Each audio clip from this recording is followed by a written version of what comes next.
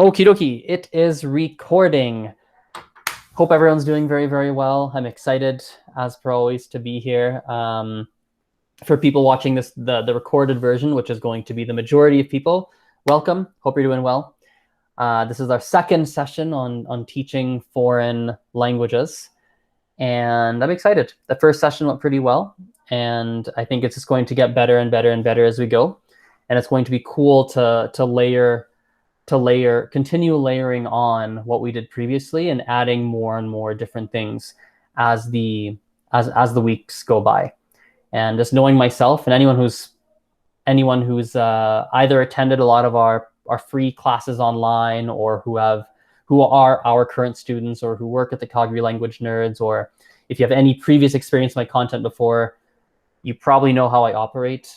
Usually things start off pretty good, and then as I get into a rhythm and as I start getting used to it, things start to get a lot better as time goes on. So I'm really, really excited, and I can't wait for this to start to build some momentum. And so today's session, as you can see on the screen here, let me make it a full screen actually. That way we can see it in a proper presentation mode here. Where'd the button go for the full presentation? Here it is. Okay. So today's session is more of a teaching topic as a general whole, not even necessarily teaching foreign languages. And it's around behavior management. It's a very, very important thing for teachers to be able to manage the behavior of students. And so I'm excited to talk about it. So the agenda for today, I want to mention a couple of little notes about the previous session, a few things that are worth adding on. Then we're going to talk about some keys for behavior management for kids. We're going to jump into behavior management for adults. And then as usual, the second half of this is going to be a Q&A and discussion portion. For the people watching this recorded, the Q&A and discussion is not going to be recorded. And arguably, I think it's probably actually the best part. And so if there are people who are watching this recorded and you would like to attend this live ever, I'll put a link in the description below, or I'll put a link somewhere where you can find it. YouTube people, it'll be in the description below. If you're watching this on a different social network, then I'll put a link in an appropriate place so that you're able to find it and you can attend live. Because the Q&A is where you can really start to get into some nitty gritty and some finer details, I suppose. So a couple of notes about the last session. I think it's important to understand some of the background around the Calgary Language Nerds. So Calgary Language Nerds is the business that I run. So it's important to understand some of the background of where we come from, because it's going to give you some context as to where a lot of the advice comes from that I share. So we work with kids and adults, we do, but we're not a public school per se. We're not a standard school where you send children or teenagers or children go on a daily basis all day. They're seeing the same teacher or same teachers every single day, day in and day out. That's not what we do. We are primarily an evening extracurricular school, I suppose. So people are taking extracurricular classes with us. Sometimes they're kids that need tutoring help. Sometimes they are adults who are just interested in learning a new language. Sometimes it's adults who are learning a language for some kind of practical purpose. And I think it's important to understand. I think a lot of the strategies and tips and things that I share will be applicable to a classroom setting. But sometimes you might hear me say things and you might think, that wouldn't work in my classroom. And you might be right. That might not work in your classroom, which is why I love having that discussion portion at the end, because it's great to talk with the teachers that are here to get their overall thoughts and actually talk about their individual situations. And so that's important to understand. It's important to understand that context there. And then also last time we focused pretty heavily on what I'm going to call honey, right? And so topics such as being liked, having a good relationship with the students, right? Getting to know the students, things of that nature. So as a very quick recap, and so I can show you what I mean, right? We talked about building rapport. We talked about some nonverbal keys. Some of these, to be honest, are probably not in the category of what I will call honey. Like these are not things that are very nice, warm, and fuzzy, not necessarily. But if we go a little bit further, asking questions, getting to know the students. How was your weekend? How was your week? What did you do? What do you have coming up, right? Remember what kids tell you. A lot of these are about building relationship with students, which is super, super important, right? Even things here, sharing things about you. You're basically trying to get kids or adults really. A lot of the topics we shared last week were around likability. Not everything, but a lot of them. And today, we're going to talk about things that maybe don't fall into the category of likability. When you're managing behavior and you're setting expectations and you're doing things of that nature, sometimes maybe, you're going to be stern and strict, and you're going to hold the line on certain expectations. And sometimes a student or students may not be very happy with you in the short term. But I think what's important to understand is that, building on the theme of last week, which was rapport and trust, rapport is a two-sided coin. It's a double-sided coin. There's the likability side, but there's also the side that, hey, I'm the teacher here. I'm the leader. There's some expectations we have to follow. There's a purpose to us being here. And I expect, I'm the leader of this classroom, whether it be a classroom in a physical sense and you teach in an actual school or a university or a college or whether it be a classroom as in an online situation, a tutoring session, a small group after school class, a group adult class, etc. So behavior management starts with expectations and goal alignment. So let me explain what this means. Expectations are basically expectations. These are the rules of the classroom, right? Some rules you might have are when the teacher's talking, you don't talk. When we are doing an activity, you have to participate. When, there's all sorts of different expectations that you have, certain rules that are non-negotiable in the class. And then you also have what I'm going to call goal alignment. Now, this is going to look different in a traditional classroom than perhaps in the Calgary Language Nerds setting, but I think the concept still applies in all teaching scenarios. You have to be on the same page as to what you are doing in that class and what you are currently working on. So I'll give some examples in our world. I have to talk with the students and say, hey, this is what we're working on. We're working on the pretérito in español, in Spanish, or we're working on the passé composé in French, or we're working on pronunciation in Spanish, or we're working on whatever the heck we're working on. It's going to be different for everybody. And here's why I believe it's important. We're working on the skill because it's important. And I think it's going to be really good for you because of this, that, the other thing. And we have to make sure that there is a level of buy-in from the students. They have to understand that this is what we're working on. This is what we're going to be doing for the next X number of classes. And there has to be a certain level of buy-in. Understandably so, in a classroom setting, if there's 25 people in the class, that might be a little bit more challenging than, for example, in my world, where we're working with small groups of people. And typically, not always, especially for adults, they're people that want to already be there. Kids is a different story. Sometimes they don't want to be there. Parents have forced them, and there's different. Like I teach an after-school English reading and writing class for a group of grade 5 and 6 boys.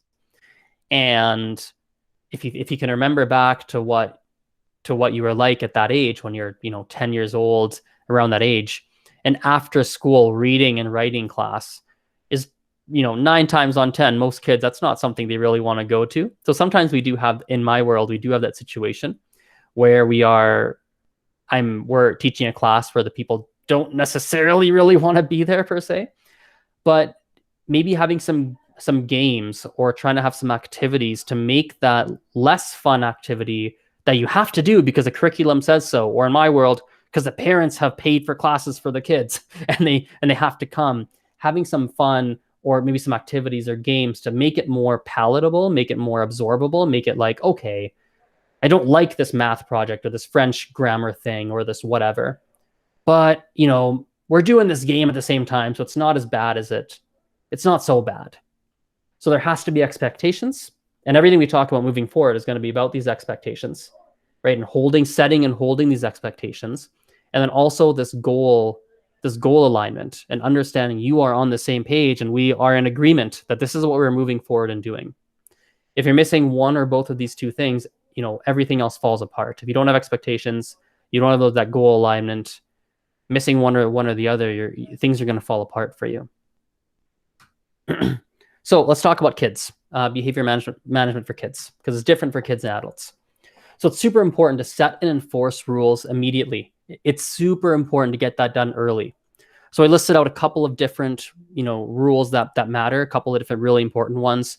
No talking when the teacher's talking, listen when the teacher's talking, right? Participating in class activities, treating others with kindness and not being mean or disruptive, right?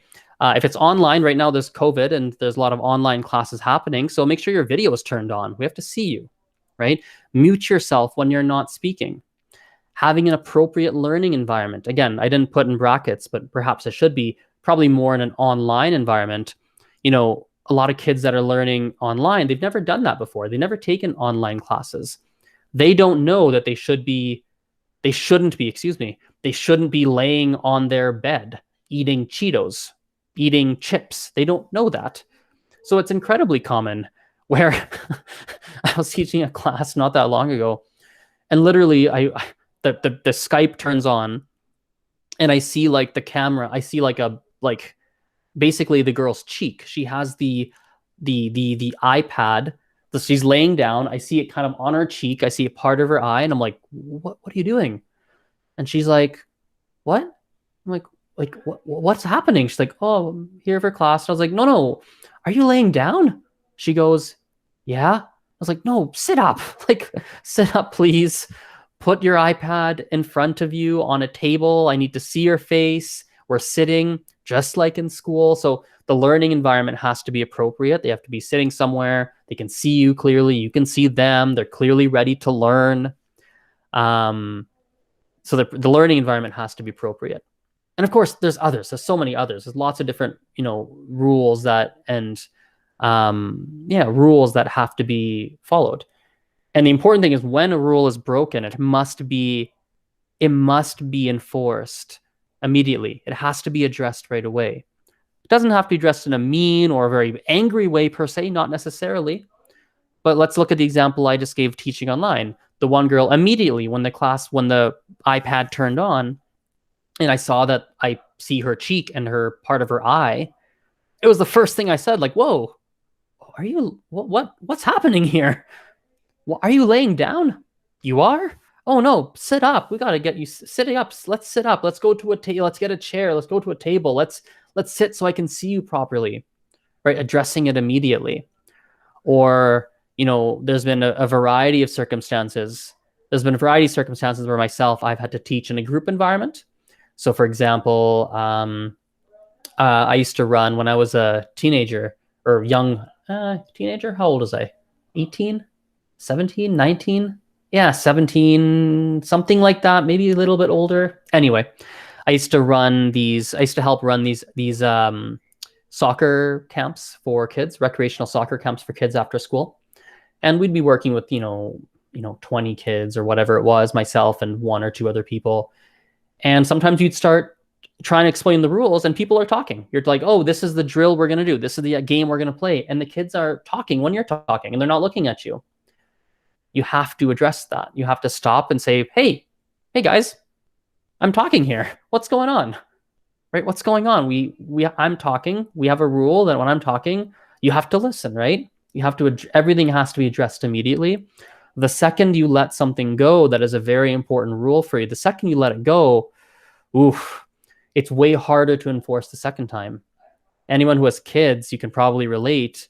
If you've been letting a child get away with something for a long time, it's very difficult to then set the rule and change that behavior. It's easier to set the rule immediately, right? And hold it from the beginning. So I wrote a couple of different strategies here. So Using a firm, if someone is really misbehaving, having a firm tone and body language is important. So I'll demo something. If someone is, let's say a child is misbehaving, and what you don't want to say is, hey, don't do that. That's not a very firm tone of voice. That's a very whiny tone of voice. Or, hey, stop hitting him. Don't do that. Don't hit him. That's not nice. That's not a very firm tone of voice. They're not going to listen to that, right? It has to be like, hey, Alex. Then Alex stops. He looks at you because you said his name. What are you doing? He stares at you. Don't hit him, right? You have to have a very kind of a firm, doesn't have to be like mean, but firm. You need a firm tone of voice. And that alone for 80, 85, 90% of kids will do the trick. Just a firm tone of voice being like, hey, I'm saying something. You have to listen here. Most kids will listen. Some of them will not, which is important to know. Some of them definitely won't. Some of them might rebel. Some of them might want to see if they can get away with it. And this is where there has to be consequences, right? There have to be some consequences. And you should be prepared before you open your mouth to scold someone or to say, hey, stop doing that. You have to be prepared in advance before you even open your mouth. What's the consequence if he or she doesn't listen? Because the worst thing is where you say, stop doing that or whatever. And then all of a sudden they don't listen to you. Now you're like, shoot, what do I do? And now the child has won and you've lost. And that's not good. That makes the next battle harder to win, right? So that you have to be prepared, what consequence, if he doesn't listen or if she doesn't listen, what am I going to do? So is it that they can't participate in a fun activity? Is it that you're going to speak to the parent? Is it a timeout? What is it? What's going to happen? So I'll give you a great example. This happened not that long ago. I had a group class I was teaching online with some kids, and first class ever, very first class. I didn't know these kids, never seen them before. I only know their names. That's all I know. Parents have signed them up for classes.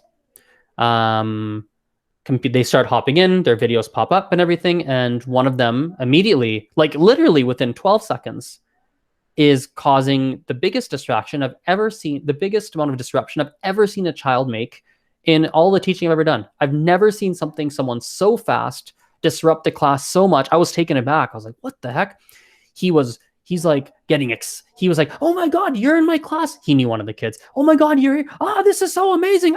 He runs away from the screen. He comes back. This is amazing. Oh my God, did you play this game? And I was like, hey, how's it going? I was like trying to get a word in. He's not listening. I cannot get a single word in. When I start talking, he would interrupt everything I would do. He would laugh about stuff. He would go run and grab toys and show that. And I was like, whoa. I was like, hey, like, stop. I was like, hey, let's give him a name. Let's name him, I don't know. Let's just say we picked Alex earlier. Let's stick with Alex. Alex, stop. Alex, stop. He wasn't listening multiple times. I was like, well, I'm going to keep saying it. Like, I'm going to keep saying this because he has to hear me. Alex, do you hear me? Let the other boys talking too. He's talking to another boy. I was like, maybe if Alex isn't listening, I'm going to talk to the other kid. Maybe the other kid's going to listen. He'll stop talking. Let's name the other kid. I don't know. Sally. Let's say her name is Sally. Sally looks at me.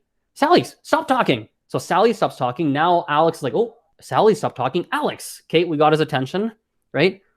What are you doing? This is not acceptable. He didn't listen. I was like, all right, this is it. Let's just call your dad. I can't stand this. What? That caught his attention real quick. My dad? What? Yeah, this is ridiculous. Let's just get your dad. I mean, I cannot handle this. This is not okay. Let's get your dad on the phone right now. Let's get him in the room. He can just sit beside you for this class. I've had enough. And then immediately he's like, okay, no, I won't do it. I was like, this is your only warning today. I'm not giving you another warning. This cannot continue. You must listen when I am teaching. You're going to like the class. We're going to make sure it's fun, but you must listen. And he's like, okay. So within 5 minutes or however many minutes, it was set. This is the rule. We held the line. I had a consequence prepared, right? I'll speak with the parents, right? And I have countless stories of different situations like this. Private conversation with the student is important too. If it's something that's repeated, like they're repeatedly misbehaving, and you've tried different strategies, you've said no, and they're not listening, I think it's important to have that conversation. Like, why are they not listening? So I remember I ran a summer camp with a bunch of kids of varying ages. Actually, it's a very difficult camp to run, to be honest. We had kids that were, if I remember correctly, like grade 6, and then we also had like grade 1 kids. Like, it was a really widely aged class summer camp, and it was an English camp of all things. It was an English summer camp. Parents had signed up the kids to go learn English over the summer. So you can imagine the kids don't want to be there. Like, that's like a disaster waiting to happen in terms of behavior. It's a behavior disaster waiting to happen. And one of the boys just was not, like, no matter what I did, just wasn't happening. It just wasn't, like, he wasn't listening. He was not listening. So we had a conversation. I was like, hey man, I forget his name. Let's give him a name. Let's call him Sam. Hey Sam, what? Like, you're not participating. You're not listening when I say you need to do this. Why? He would never participate in fun activities because I would not let him, because he was just being so disruptive. It's like, you don't get to play with your friends. You don't like it. It leads you to cry. He would cry and get upset sometimes. Why aren't you listening? And we had to talk about it, and we had to figure out what the reason was. Right? He's like, well, he doesn't like me. And okay, so he doesn't like me, and I want him to play with me. He never plays with me. And well, why do you think he doesn't play? Let's talk about this, and let's figure out, what can we do? What has to change now? What agreement are we coming to so that he follows the rules? Right? Do we need to get the other boy that's not playing with you? Do we need to have a conversation and figure out why he's not playing? Do we have to have that conversation? Is it that you're bored? Is it that it's not fun for you? Okay, how can I make it more fun? What can we do about this? What's the problem? Which kind of ties into this: make sure the class is interesting and engaging. A boring class will definitely lead to more misbehaving, for sure. For kids, if it's not engaging and not interesting, they will misbehave more because their mind is not focused on you. So their mind starts to wander on other things, and when their mind wanders, it's a recipe for misbehavior. So you have to ask yourself, okay, maybe my class isn't interesting enough for them. And then I wrote also here, stop talking. So stop talking is more of a group strategy. Actually works for one-on-one too, but it's really effective in groups when you're trying to get a group's attention. Like, there's 20 kids in front of you, or 10 or 5 or whatever, and they're just talking, and you're like, all right, everyone, let's start the class. And no one really listens. A great thing is to, all right, everyone, let's start. And then no one's listening. You're like, well, and you kind of stop talking, and you just stand there and you stare at them and you kind of look. Something strange happens. Kids are like, hey, the teacher's standing there and he's not talking. Why isn't he talking? And all of a sudden, some kids go, hey, shh, shh, shh, he's there. And then everyone eventually stops talking, and then you then have their attention. So actually, you stopping talking often can get them to stop talking. Sometimes if you're talking and someone else starts to talk while you're talking, and you immediately stop talking when they start, that'll make them stop, because it breaks the pattern. You stop talking. They're like, oh, why did he stop talking? Then he looks at you, or she looks at you, and you're like, are you done, Sam? He's like, what? Yeah, I stopped talking because remember, two people don't talk at the same time. When I'm talking, no one else can talk. So are you done? And he's like, yeah, great. Let's keep going. Right? And then you keep going with the class. So that's a great strategy for kids as well. Let's go into adults. Adults is a completely different ball game. You have way less behavior problems with adults for the most part. But you do still get a different type of behavior problem. It's not them acting out or having fights with the other kids. It's not things like that. They're a little bit more subtle, and you have to address them in a little bit of a different way.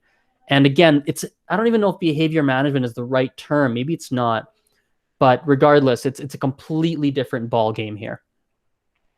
So the first one is just attendance problem. So this happens, I personally see it with people who have paid for a group class or private classes. They paid for a few months, and they're literally skipping like 33% of their classes, or like 50%. They're skipping a large percentage of their classes. So this is a behavior problem that has to be addressed. Often there's a variety of things it could be. Problem number one that could be is the scheduling is not a good time for them. That's a problem. It could be that the time is not a good time. If you can't, depending on your situation, I am the owner of Calgary Language Nerds, so I can make arrangements for that student to have a different schedule. I can change the time. I can put them in a different class. For you watching this, you might not have that power, and you might have your hands kind of tied, and there's not much you can do, unfortunately. It might be that it could be that your class isn't interesting. That's a really big one. They don't like the class. That's a big one. They don't show up because they don't like the class. That's a really, really big one too. So that can be an issue, and you have to figure that out. You have to look at, okay, my class isn't interesting. It could be that could be a variety of things. Could be that their work schedule is busy and they're just tired and they don't want to come. They're just really, really tired. That could be it. But that one, the biggest thing is, has to be a conversation. There has to be a conversation that happens. Like, hey, just notice, like, I use numbers. I'll say, out of the past 6 classes, you've missed 4. Is everything okay? That's usually how I start it. I've noticed on the past, like, 6 classes, and you've missed, like, 3 of them. Just want to check in. Is everything okay? That's a great way to start that conversation. And then they'll tell you. Usually adults will tell you. It's not, they'll just tell you, oh, this is going on, that's going on. They'll tell you. And then you have that conversation. You tried to find a problem, tried to find a solution. Sometimes there might not be an obvious solution, but more often than not, you can usually figure something out. Student monopolizing a class. What that means is it's a group class, and there's one student who is asking all the questions, or there's one student who continuously jumps in and maybe adds their own 2 cents, or maybe they get really excited and it's not even bad intent, but they keep speaking up and, oh, well, I saw that once. I saw that when I took a class. That was real.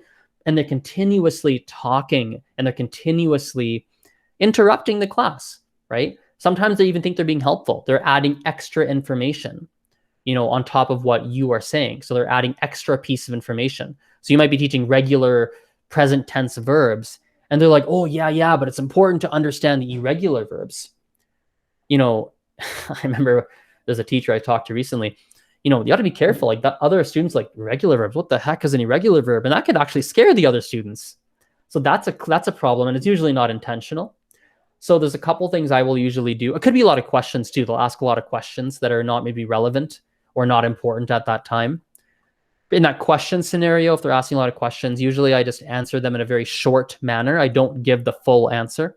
So for example, if they're like, hey, I heard there's like 17 irregular verbs in the passé composé in French. Is that true? And you're like, oh, yeah, there are 17. They're like, could we learn those? And I'm like, oh, yeah, for sure. Yeah, they tend to be a lot of movement verbs, actually. So a lot of verbs like go and enter, and that's not enter. Oh yeah, enter is one of them. Enter, and yeah, so that's kind of the general gist, right? There are a lot of these most verbs related to movement tend to be these irregular ones. We're actually gonna look at those more in depth probably in a week or two. I think we'll definitely go into that at a later time. So you gave an answer, a shorter answer, and then you told them that you're going to be looking at that later. Another version of that is you tell them that you'll send them an extra resource outside of class. You'll email something to them as an extra resource for them to look at it on their own time, right? So actually, in real time, there's someone watching this live today, which we did that with. It was on my list of things to do because I knew in a session that she attended that the content that we're doing was not something that was slightly above her level. So I was like, I'll need to send her some extra videos, and we literally did that today, right? So that's a great. Now, she wasn't monopolizing the class. She wasn't doing that. She wasn't monopolizing it, but that's something to do if someone is asking a lot of those questions. Yeah, there's definitely a couple strategies there. Being disrespectful or disruptive. Disrespectful hopefully doesn't happen very often. I don't really encounter it. I have encountered it, but not super often. And even when I have encountered it, it's usually unintentional. And usually I just need to have a very direct conversation. Polite, but direct conversation. Like, hey, usually I'll role model this. I'd be like, hey, can I talk to you for a sec? I feel so awkward. I feel super awkward bringing this up, and I hope I don't come across the wrong way. But, earlier you said blah, blah, blah. And, maybe I took it the wrong way. Maybe I even misheard you. I don't know. Maybe you didn't even say that. And I might be completely in the wrong here, but, I felt that was potentially a little bit disrespectful towards so-and-so. And again, maybe I'm completely misheard you, and I might have completely that's not what you said at all. And I'm super sorry. But I just wanted to make sure I brought it up because it was kind of sitting in the back of my mind. And yeah, and I'll usually literally using that tone of voice, I'll enter that soft, and that's how I'll address it. And that leads to a conversation. Same with disruptiveness. Same thing. If they're being disruptive and similar kind of thing, I will approach that in a conversation. Usually, going back to having good rapport, sometimes I've got students where I can just tell them really directly, and it's as a half joke. It's like, for example, I remember this one lady a while back, and literally every second sentence she'd be popping out and saying something. Well, blah blah blah blah blah blah blah blah blah blah. It was like, oh my goodness. And one time I was literally we had a good relationship. I had a good work. We were not friends, but we had a very friendly relationship. And I was like, let's give her a name, Sally. I was like, Sally, shh, we're not in kindergarten here. I'm the teacher. And then she kind of laughed, and I laughed. Right now, that goes back to our first session, having a good relationship. That would not have been okay if we didn't have a good relationship. But we had a good relationship, and I knew she'd take it well, and I knew it would be okay. We were fine. But it's a half joke, and we're joking, and we laughed it off. But she got the point, right? It really fixed it. It fixed it moving forward. I was super direct. We're not in kindergarten. Come on, let me talk here. She's like, oh, okay, sorry, right? And that worked because it really drove the point home. Student not doing homework is actually very similar to attendance. It's actually the same thing. Conversation, why are they not doing it? More often than not, they're not doing homework because either A, they're super busy and it's not a priority, which is fine if it's an extracurricular thing anyway, or B, they don't see the connection between the homework and their own progress. That's actually really, really common. They don't see the value of doing the homework. They think it's something they're just supposed to do. I've seen that left, right, and center. I've seen it all the time. I literally had a conversation with someone 2 days ago, and they're not doing their homework. And I was like, hey, I think in this, moving forward, I think actually we should change the homework up. I think we should do this because then you could really improve on blah, blah, blah aspect, which you told me you want to work on. He's like, oh yeah, that's a good point. I like that. And now guess what? He does homework. All of a sudden, oh, I'm busy with work. Nope, not all that's gone. Simple thing, muting your microphone. If they're not muting, address it directly. Be polite, but tell them, hey man, mute your microphone, please. And then the last one, this addressing lack of progress. To be honest, I'm going to probably talk about this in another session altogether in more depth because this is a whole thing on its own. There's certain students where you'll work with them for 6 months, and this is in my world, it can actually appear, I'll be honest, this probably happens more in my world and maybe isn't quite as relevant for certain teachers. It depends on where you teach, the age you teach, if you're teaching group or private. This one may not apply to you, but it definitely applies to people in our world, in my world here in Calgary Language Nerds. There might be a student who takes classes for 9 months, sometimes private, sometimes group. They took 9 months of classes and they haven't really progressed that much. You're like, you're looking at it, you're like, something's not right here. And hopefully you realize that before 9 months, actually, as I'm saying it out loud. Hopefully you realize it after 3 months or 2 months or a lot faster. There needs to be a conversation around that. Hey, I've noticed we've been working on this past tense or this future, this tense or this vocabulary point for 3 months. And I get the feeling it's still hard for you. Is it hard for you? I think we need to change something in our class because I think the way I'm teaching, I always put it on me, my fault. I'll always put it on me for the majority. Yeah, I think the way that I'm approaching this class and teaching this class, I think it's not working. I think there's something where it's, this concept is not sticking. What are your thoughts on that? And then hearing what they say, 8 times on 10, they'll put it on themselves. They'll say, you know what? I'm not doing the homework. I'm not doing this. I'm not, yeah, I know. Yeah, I think we need to do blah, blah, blah. Sometimes I'll be like, yeah, I was thinking about that. I haven't progressed. I think we need to change something. And then you got to have a conversation. What are you going to change to fix that lack of progress? In the Calgary Language Room, that's so important because, if the student's not progressing, they'll stop taking lessons with us. They're paying for classes so they can get better. If they're not getting better, why the heck are they giving us money? why are they paying us? Right? So again, that may not be as applicable in certain situations. Like if you teach, I don't know, grade 2 or something like that, perhaps that's not as applicable. If you are maybe teaching a university class, Spanish class or something, or a French class, and it's maybe that's not as applicable. It's not applicable in the same way. A good teacher might still address it. A struggling student, you might notice a student struggling. You might still address that. And it says, hey, I've noticed you're struggling. Is everything okay? Or I've noticed, it seems like maybe I'm wrong, but blah, blah, blah's hard. Like, is everything okay? You might still check in, but it's an important thing. Not sure if that falls into behavior management as I'm like looking at this now in hindsight, but still an important point to mention. So let's go into our questions and discussion. Let me stop this recording. So give me one moment. For people watching this recorded, I appreciate your attention. As I said, in the bottom, in the link below, in the description below, or I'll put it somewhere on the screen, I'll put a link so that you can attend our future sessions live if you would like to. And we'll see you guys later. And I'll stop this recording here so we can jump into our Q&A.